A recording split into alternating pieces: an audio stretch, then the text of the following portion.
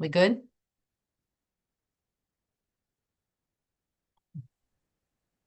Yes, we are live now. Okay, thank you. Okay, well, good morning and welcome to the Harford County Delegation meeting. I just want to let everybody know that this is being recorded and it can be accessed for viewing on the Maryland General Assembly website. This afternoon, we do have folks from the DLS, the State Aid Benefiting briefing by the Department of Legislative Services. I don't see, we don't have Delegate McComas on yet, I don't believe. Do we? Oh, yes, she's there. Delegate McComas. Okay, well, it doesn't look like we have a quorum anyway, so we're just going to go and move from the old business down to the new business, and we're going to allow the Department of Legislative Service to go ahead and make their presentation. Thank you.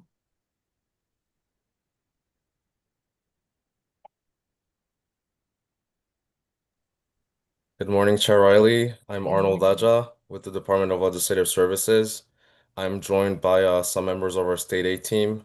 We have Hiram Birch, our senior manager, Valerie Monroe, senior policy analyst, and we're also joined by our two legislative fellows who are supporting our state aid team and the department this year.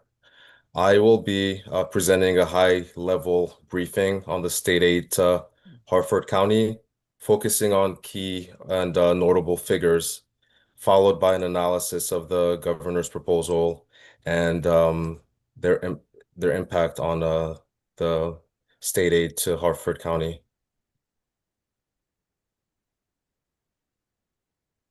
Now sharing my screen of our overview of state aid to local governments report. Starting on page 7 of the report, you can see that Harford County will receive a total of $434.2 million in state aid in fiscal 2027. $388.6 million comes as direct aid, and $45.7 million goes toward retirement payment contributions. The public school system receives the lion's share of state support, receiving $347.1 million in direct aid. Harford Community College receives $20.1 million. County and municipal governments receive $13.2 million. The local health department receives $5.8 million, and the library system receives $2.3 million. Now moving to page 9, total state aid grows by $15.3 million, with the majority, or $13.6 million, directed to the public school system. County and municipal governments receive a slight increase of $38,000. The community college increases by $516,000, and the library system by $28,000. The local health department, however, faces a reduction of $154,000. Page 10 shows the percent change. Here you can see that the state aid to Harford County increases by 3.7% over the prior year. That compares to 3.2% average statewide. I think the local health department funding requires particular attention. Here you can see that the local health department experiences a 2.6% decrease, and that's part of a broader pattern in counties where the local health department is primarily staffed by state employees. And traditionally, funding for the local health departments was based on a core formula, which was annually adjusted for population growth and inflation. And in recent years, supplemental funding was added to cover salary increases for state employees working at these departments. And the last session, budget language was included to restrict the growth adjustments to the core formula only. And it appears that the agency has reshuffled formula funding to comply with this requirement. DBM says that there's COLA adjustments included in the budget, but they haven't told us how much or how it breaks down by county. It remains unclear whether this will offset the reductions.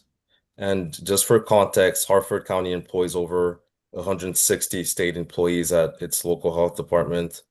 Baltimore City and Baltimore County, however, just for reference, both see funding increases exceeding 25%, and these jurisdictions employ 0 and 1 state employee at their health department, respectively.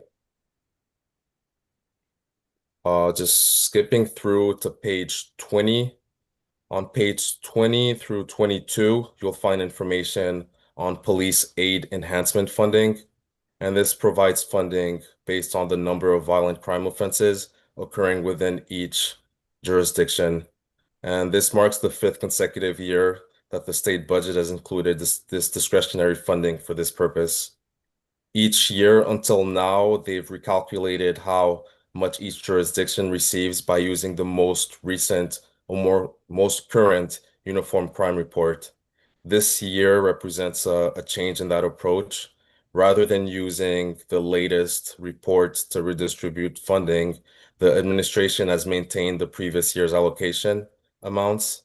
And in addition, Baltimore City also receives an additional 1.25 million.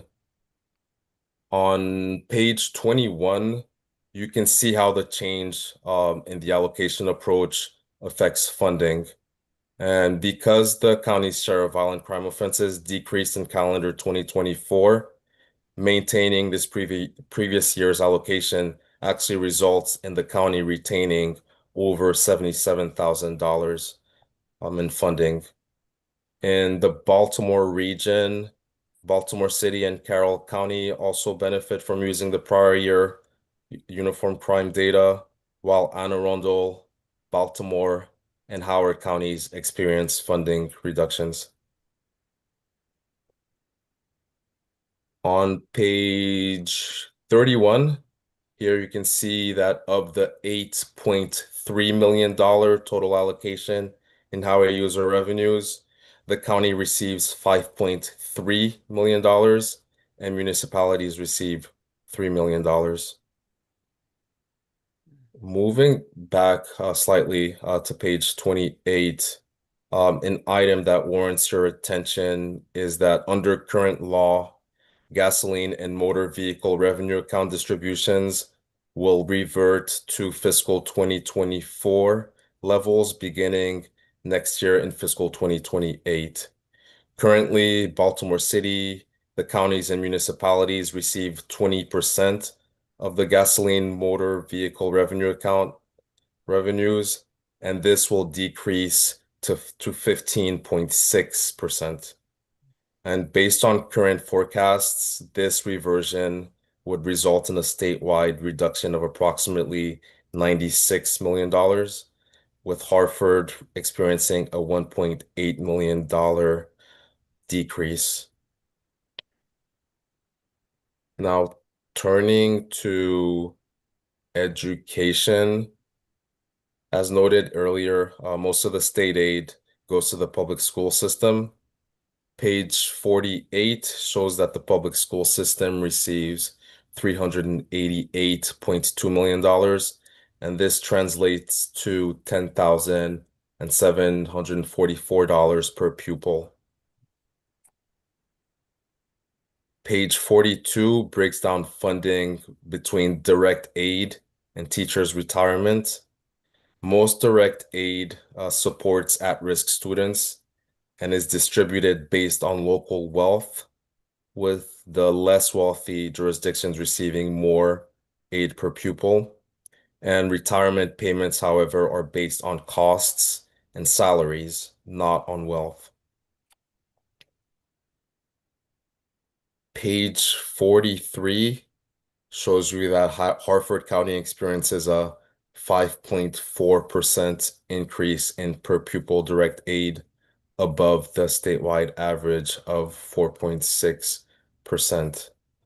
We've also included a lot of exhibits for you to review at your own leisure. But I want to quickly finish with an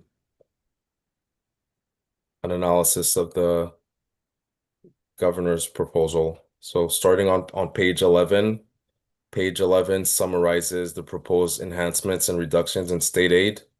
And here I just want to highlight three major policy changes. First, the administration has applied a revised enrollment count for free and reduced price meals, which increases school funding statewide by $228.4 million over statutory amounts. And this affects compensatory aid, concentration of poverty, and the education effort adjustment. However, this change does not benefit the Harford County Public School System. The increases are concentrated primarily in Baltimore City, Prince George's County, and Montgomery County. The second policy change affects community college funding and requires legislative approval. The Budget Reconciliation and Financing Act contains a provision that would reduce fiscal 2027 funding by approximately $21 million by capping each community college's year-over-year increase at 3%. And if approved by the General Assembly, this limitation would continue through fiscal 2029. The third policy change is also contained in the Budget Reconciliation and Financing Act. And local governments would become responsible for 50% of the statewide increase in retirement payments for teachers, librarians, and community college faculty. This is also subject to General Assembly approval. Page 12 shows how each of these changes impact Harford County specifically. Here, the second column shows that the proposed 3% cap on community college formula increases would reduce funding to Harford County by $609,000 in fiscal 2027. For context, without this 3% cap, Harford Community College would receive a 6.3% increase. Regarding retirement cost shifts on page 13, the state is shifting 50% of retirement payment increases to local governments through uniform reductions, and 3.4% for public schools, 3.7% for community colleges, and 2.7% for libraries in each county. Under this proposal, Harford County government would be required to cover over $1.6 million. Now, this concludes my portion of the presentation. Valerie is going to quickly show you how you can access all of our state aid resources. Okay, before we do that, let me open it up for questions from any of our members. I don't know who we have Question. on there. Can you hear Okay. me? Yes, so Delegate Arcan. Thank you so much. You mentioned that there was a change in the formula for health departments, and that there. Can you remind me again? Does that affect just our health department? Is that all health departments, and what the shifts were per health department? That does affect the majority of roles, those that are staffed by state employees. So generally before the funding, there was a core formula, and then in recent years, there was money that was included to provide cost and living adjustments to the state employees. And it appears that the growth was applied to both of these components, whereas it should have been solely to the core formula. And so last year there was budget language that would have restricted the adjustments just to that core formula. And because of that, the agency seems to have reshuffled the funding, and the losers or those who are facing reductions so far are the ones that have state primarily staffed by state employees. Now, Baltimore City has zero state employees in its health department. Baltimore County, I think they have one who's the chief officer. In Montgomery County, same thing. So, but however, DBM does say that there's COLA included in the budget to provide funding. However, they haven't told us how much it is. and how much each county will receive. So we don't know if that will eventually make up for those reductions.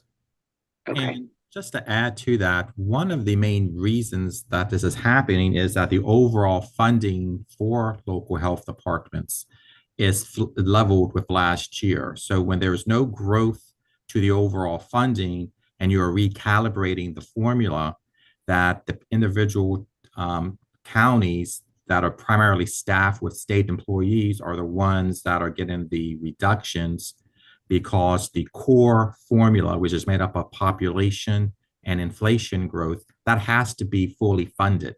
So when there are going to be any reductions, it's going to be in the salary enhancement component of the funding. And that is what primarily goes to the non-urban counties. So that's why when you look at the funding on page 10, only 5 jurisdictions receive increases. And these are the urban local health departments where they're staffed primarily with local employees. So so they got two different things going on. Overall funding has remained constant, and there's been a recalibration of the allocation, which primarily benefits the urban counties. But as Arnold mentioned, the Department of Budget and Management has indicated that there is additional money in the state budget to cover a portion of the salary increases for state employees. They are not shown in these numbers, but we don't know the precise amount or the allocations. So this is something that you probably should be working more closely with the budget committees and DBM just to make sure that your local health departments will receive adequate funding. So that is something you should really focus on as the budget moves through the General Assembly. Okay, thanks both of you, thanks. Okay, thank you. I have a couple questions. So one is you talked about the highway user fees. So did you say, okay, so right now, did you say that they're getting like 20% and it's going to be reduced down to 15.6? And then is that going to like continue to decrease? Is that what you said?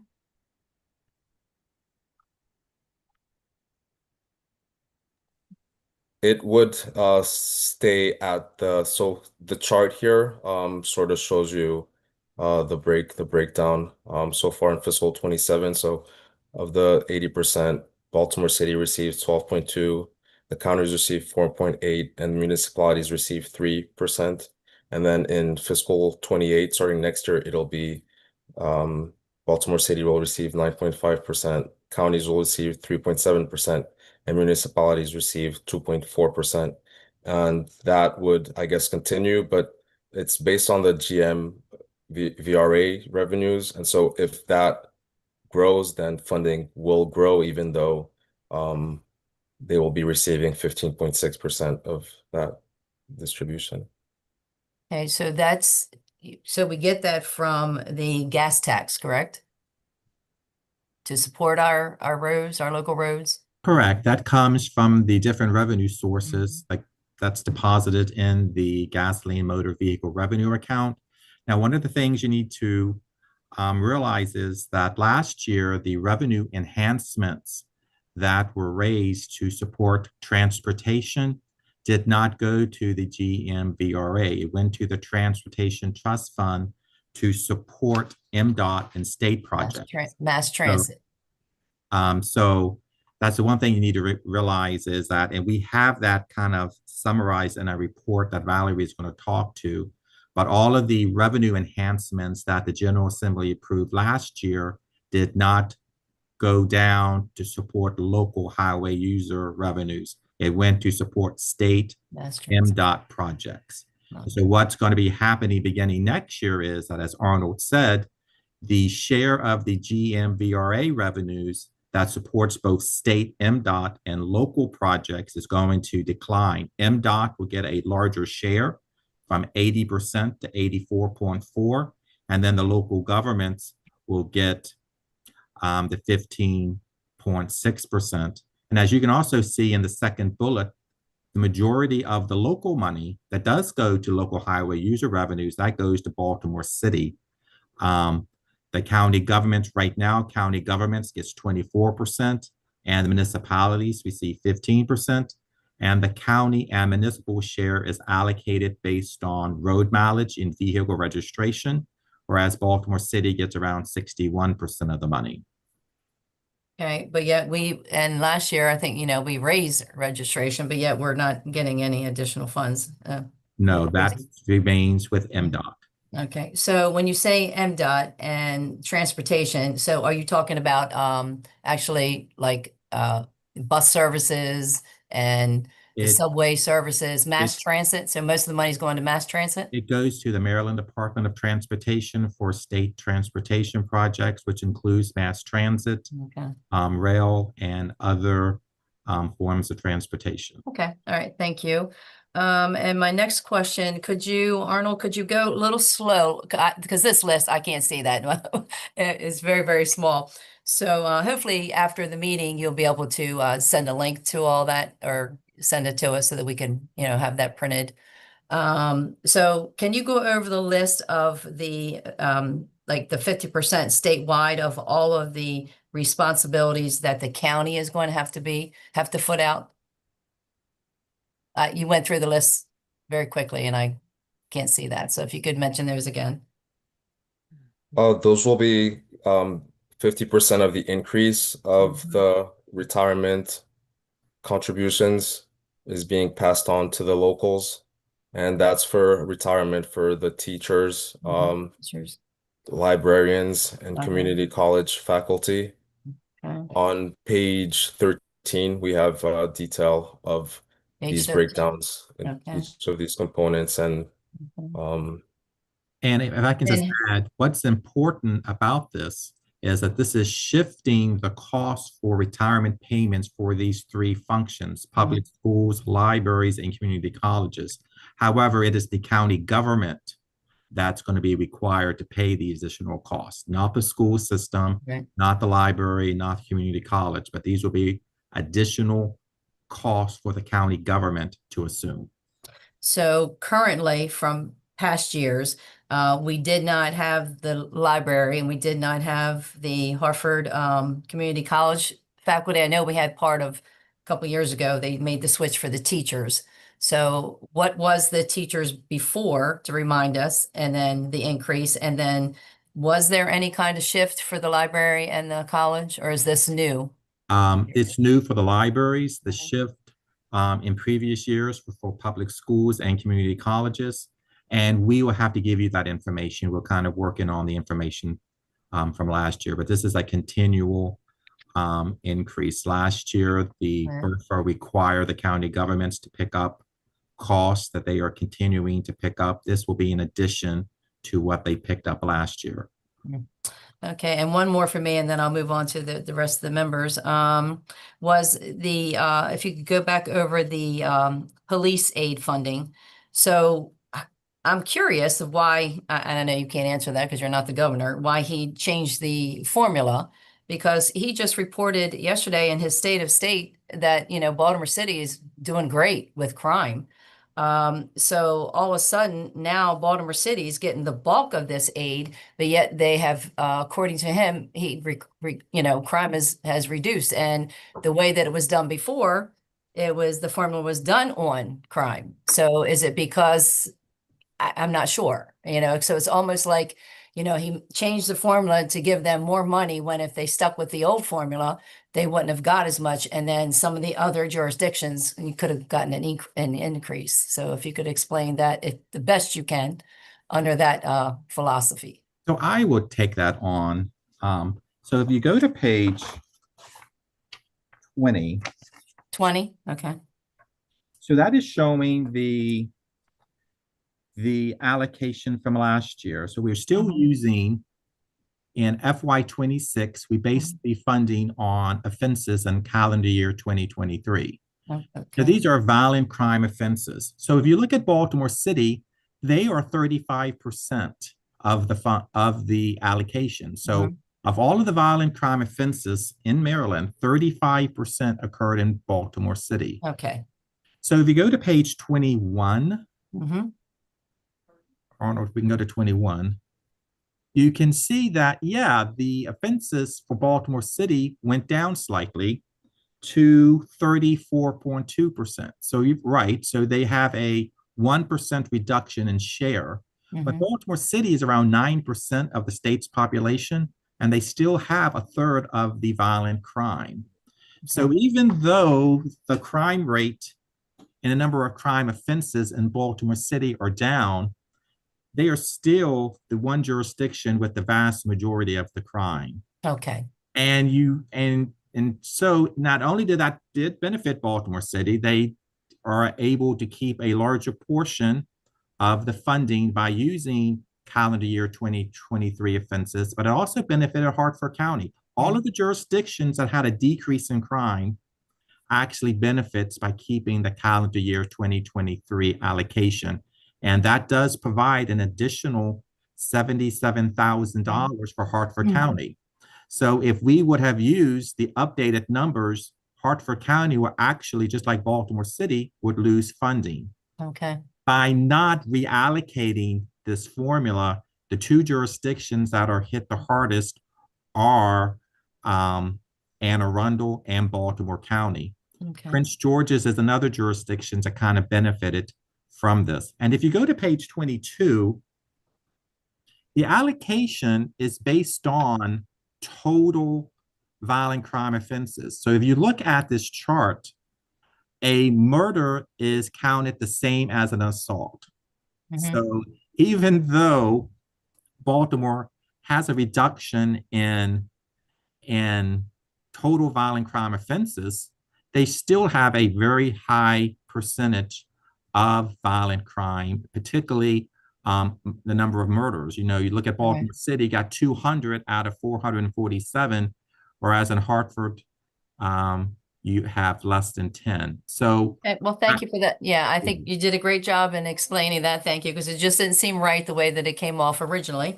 yeah. You know, It's with good news that crime is down in Baltimore City, because that does benefit everyone in the region, particularly Okay. tourists who come into from and workers from Hartford County. Mhm. So, but there's still a lot, as you can see from this data, Baltimore City is still Still a lot of work to be it- done. yeah, right. Okay, I'm going to move on. I believe I seen Delegate Steve Johnson. Is that true, Lance? Can you see him? Thank you, Madam Chair. Okay. I just wanted to jump back on the highway user revenue. So we get a decreased percentage, but as more EV vehicles go online, that amount that we receive shrinks even more. Is that correct? If it reduces your fuel tax revenues, that could have an impact on your fuel tax revenue if correct. So, All right. Thank you, Madam Chair. Oh, thank you. That's it. Okay. Lance, I don't see the list, or is there anyone else with their hands up? Not that I can see at the moment. No. Just double checking. No. Okay, with no more questions, we'll move on to the next presenter. Good morning. Thank you again, Chair Riley, and thank you again to the members of the Harford delegation. So I know a lot of information was disseminated today, so I'm going to just take a brief moment to show you where on our website you'll be able to find all of our resources. So starting from the Maryland General Assembly website, you select the Legislative Services tab. And from here, you select the budget tab. So this takes you to the this takes you to the Department of Legislative Services website. And from here, you select the budget tab, followed by the state aid to local governments tab. So on this page, you can find a wealth of resources regarding state aid. However, I want to draw your attention to 4 key resources. And the first one is under state aid reports, and that's the 2-year charts by program. So this provides information by area and by program for fiscal 26 and for fiscal 27. This information is provided for the state and is also provided for each county. So if you want to narrow your search specifically to Harford County, you can scroll down here, and here you can find the information that pertains to Harford County. The next bit of information I want to draw your attention to is under the session reports. And this is a state aid overview report from which Arnold presented, so you can also access this information online. Right below that, it's our local fiscal briefing tab. And here we have prepared a briefing summarizing the proposed state funding for Harford County. So this is an excellent summary, and you will be able to review exactly all the proposed funding for your specific jurisdiction. And finally, under the highlighted section, I want to draw your attention to another key resource, and that's the public school funding. So on the first page, this shows the share of public school funding from state and local sources. The second page shows the total per pupil funding, and the third and fourth page breaks out the data, and it shows per pupil funding from state and local resources, respectively. So if you have any questions regarding any of our information, feel free to reach out to us, and we'll be more than happy to assist you. Thank you. And I would like to add, all of the speaking points that Arnold kind of went over are summarized in that Hartford County report under local fiscal briefings. It's 6 pages, and it kind of summarizes all of the key points that Arnold talked about, including the shift in highway user revenues. It also talked about the shift in teachers' retirement cost. So everything that Arnold has mentioned today is summarized in these bullet points that you have access to. So hopefully this kind of will help you understand everything. And all of this information being on our website is available to the public. So the public can go to this webpage and download these reports and all of these summary reports. They're all are here. And your state aid team is here to answer any of your questions. So if you have any questions in the next coming days or weeks, just reach out to our department, and we will get back with you and go over any additional information that you need. Great. So just hope that this is going to be useful in the coming weeks as the budget moves through the process. But we are here to answer any of your questions and to provide you with any additional information that you and your county delegation needs. Thank you. Very useful information, and access seems fairly easy. So thank you so much. We appreciate that. And okay, so Arnold, do we have any other presentations at this point from the Department of Legislative Service, or I think we're good. Okay. All right. I'll ask one more time. Any of the members, do we have any final questions for the Department of Legislative Services? Okay, I think seeing none. Lance, is that correct? Correct. Okay, all righty. Well, thank you again for coming on to and giving us this detailed report. And you have a wonderful day. And I just need a motion from one of our members to end our session. Motion to adjourn. Second. Okay, second. We have a first and a second. Thank you, everyone, very much, and have a wonderful